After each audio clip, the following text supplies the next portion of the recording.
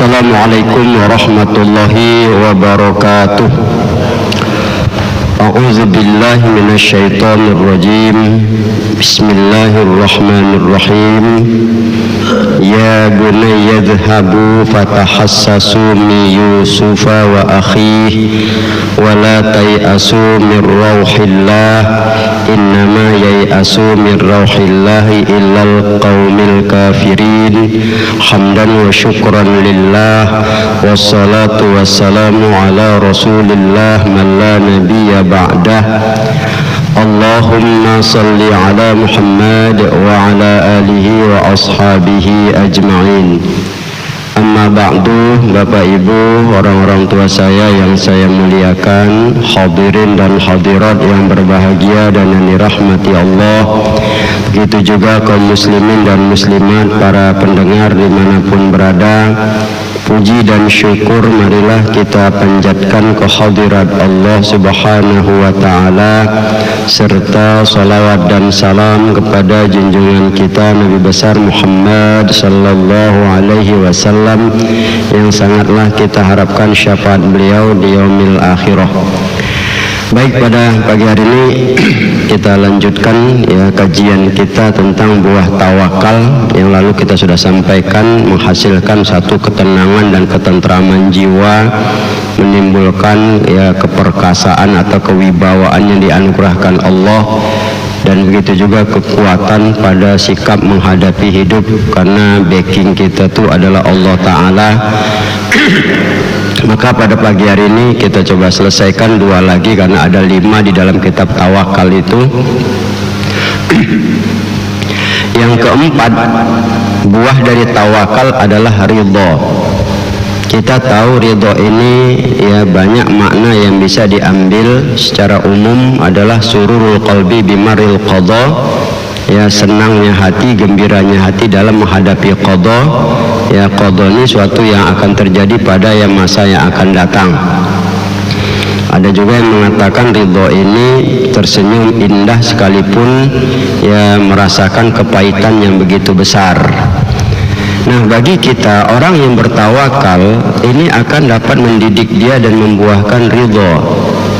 Dan para ulama sufi sepakat rata-rata seperti Bishr al-Khafi, Junaid Baghdadi, begitu juga Sufyan Tsauri, bahkan yang ilmu ta'akhirin Ibnu Qayyim juga ada satu kesepakatan bahwa orang yang bertawakal itu dia akan ridho dengan pelindungnya. Namanya lah kita berlindung kepada Allah, ridholah apa yang akan dia perbuat. Laginya kalau sudah kita berlindung kepada Allah atau kita bertawakal, berserah diri, mohon perlindungan, tentu dia lebih tahu apa yang terbaik yang dia berikan.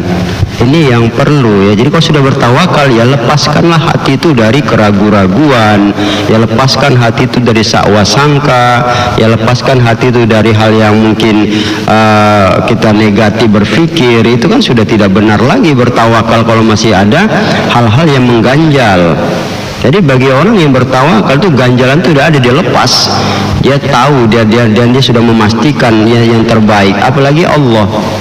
Kalau kita sudah berserah diri kepadanya, apapun yang mau diperbuatnya itu tidak akan pernah ada yang negatif.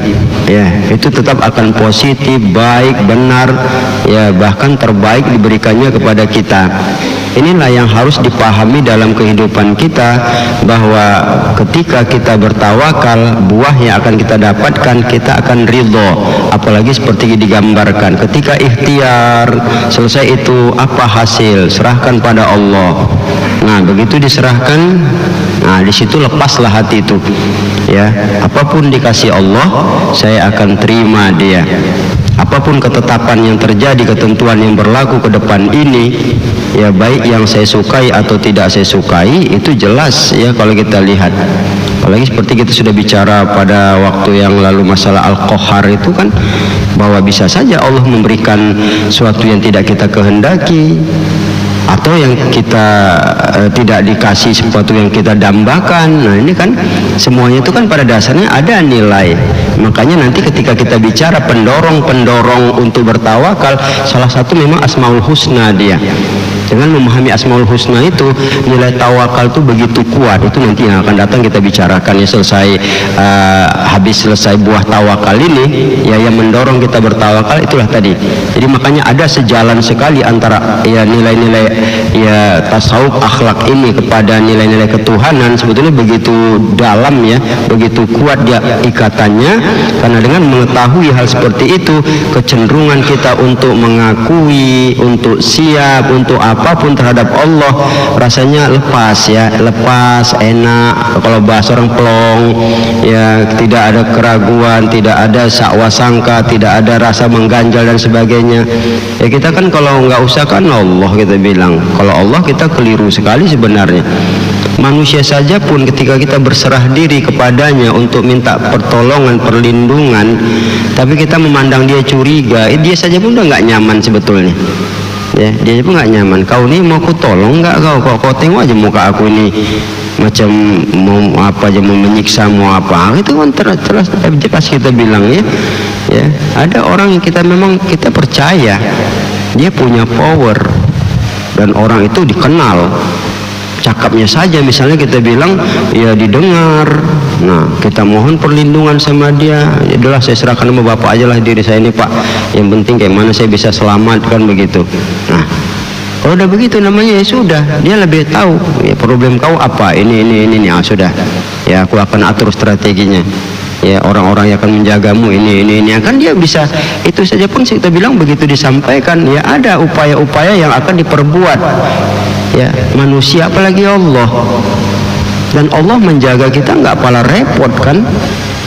Kita udah banyak membaca sejarah itu ya, seperti kita bicara dulu Ashabul Ukhdud itu kan ya, anak muda yang diajari sihir tapi dia tidak mau diajari oleh ya gurunya itu tentang Allah sebagai Tuhan. Nah ketika mau dicampakkan ke bukit, dari bukit dicampakkan ya nyampakkan mati, mau ditenggelamkan ke laut ya tenggelam.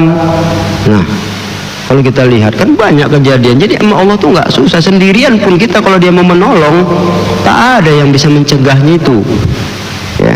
Sendirian kita pun satu Indonesia yang mungkin akan menghantam Indonesia ini, hancur kan itu masalahnya. Kalau sudah memang orang bertawakal pada Allah, itulah kalau semua orang Indonesia bertawakal, apa nggak negeri ini enak ya, nyaman negeri ini sebenarnya, berkecukupan.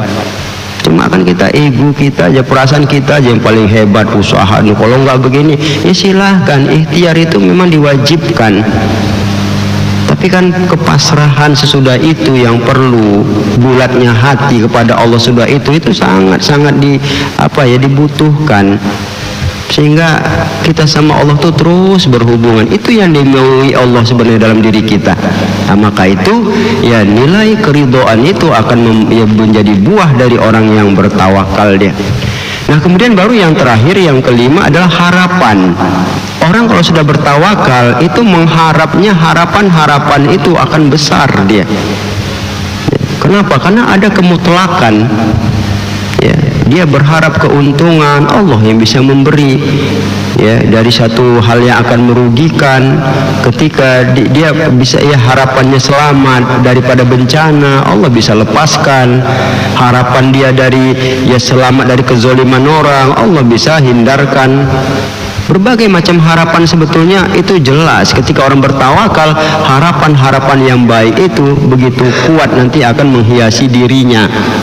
Dan itulah kalau kita lihat sejauh apapun kejadiannya, Nabi Ibrahim di masa tuanya kesepian, anak belum ada satupun ya, terutama dari istrinya Sarah, tapi harapannya nggak pernah putus ya, wala taqnatu ya nati rabbi illa dhalun.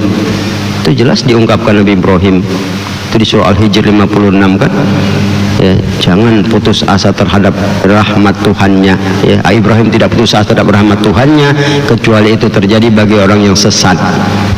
Jadi sesat kita kalau tidak ya tidak percaya dan tidak ya percaya pada rahmat Allah itu kan akhirnya apa, masa tuanya dapat dari Siti Hajar kan, itu masalahnya ya, sekalipun sudah mendekati 100 tahun ya dia juga ya merasa. Tapi itu tadi sama juga seperti Nabi Yakub yang dia tahu bahwa saudaranya berdusta, ya, bahwa darah yang ditunjukkan itu dan pakaian Yusuf, ya, itu tidak benar. Serigala yang dituduhkan juga tidak benar. Kenapa tidak benar? Alibi mereka tidak kuat. Darah di baju, tapi baju nggak koyak, ceritanya dicabik-cabik. Yusuf dicakar oleh serigala. Yusuf itu dicakar oleh serigala. Ini dia buktinya, ditunjuki buktinya. Memang darah, baju itu berdarah. Cuma lucunya baju itu tak koyak-koyak. Dari manalah dasar Yusuf itu mati? Itu curigaannya besar, makanya dilepaskannya serigala itu, dan dia terus berharap sampai akhirnya Pak Bunyamin pun nyangkut juga. Sementara itu siasat Nabi Yusuf, maka dia suruh saudaranya itulah di Yusuf 87 itu kan, ya bunayya yazhabu fatahassasu, hai anakku, ya pergilah ke Mesir sana, fatahassasu, cari berita. Nah, ya, cari berita itu tentang siapa? Mi Yusufa wa akhih. Cari berita Yusuf itu. Itulah keyakinan dan harapannya yang begitu kuat. Yang dalam satu riwayat dikatakan 80 tahun dia baru jumpa sama Nabi Yusuf itu, jumpa balik. Ya.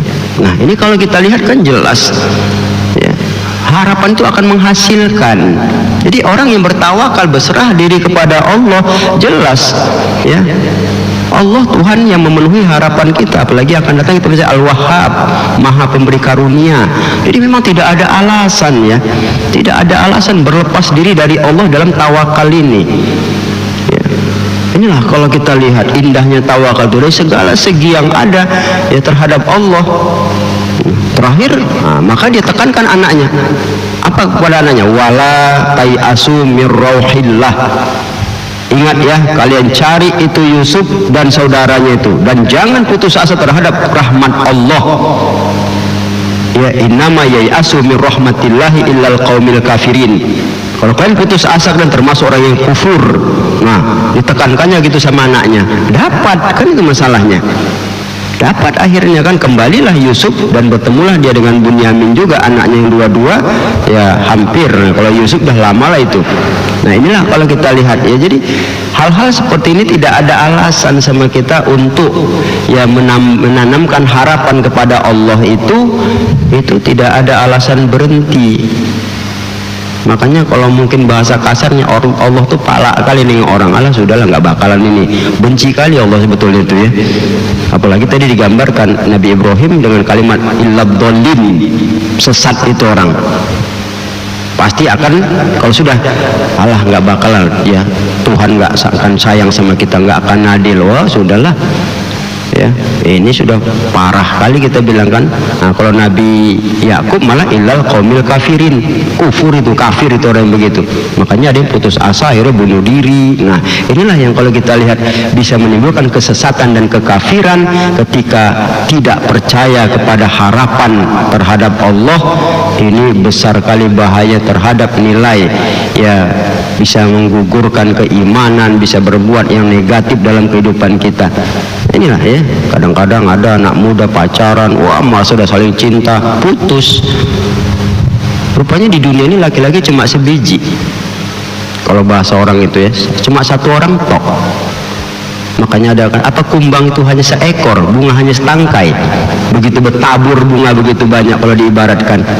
Masih banyak lagi perempuan, masih banyak lagi laki-laki. Kenapa? Nah, itulah kekeliruan, tekanan. Ketika sudah lepas dari Allah, seakan-akan tidak ada tempat berpijak. Dunia seakan-akan begitu kejam. Akhirnya apa? Kematian yang pantas bagi saya. Nauzubillah. Inilah kalau sudah tidak punya harapan. Apakah dianggapnya orang yang dia sayang itu akan menjadi orang yang paling baik dalam dirinya? Nyatanya kan banyak tidak, kan? Ya, sayang, cinta setengah mati, nikah, wah berkelahi aja kerja. Berarti kalau gitu sebetulnya ketika diputuskan oleh Allah dalam ketentuan takdir itu, ya, coba minta, ya Allah berikan yang terbaik. Pasti ada rahasia di balik ini. Ya nyata, ternyata kadang-kadang orang yang tadi kita cintai menyalah. Ketika dapat yang lain, alhamdulillah, ternyata lebih menyayangi, santun, lebih baik. Nah, kenapa tidak ke arah itu?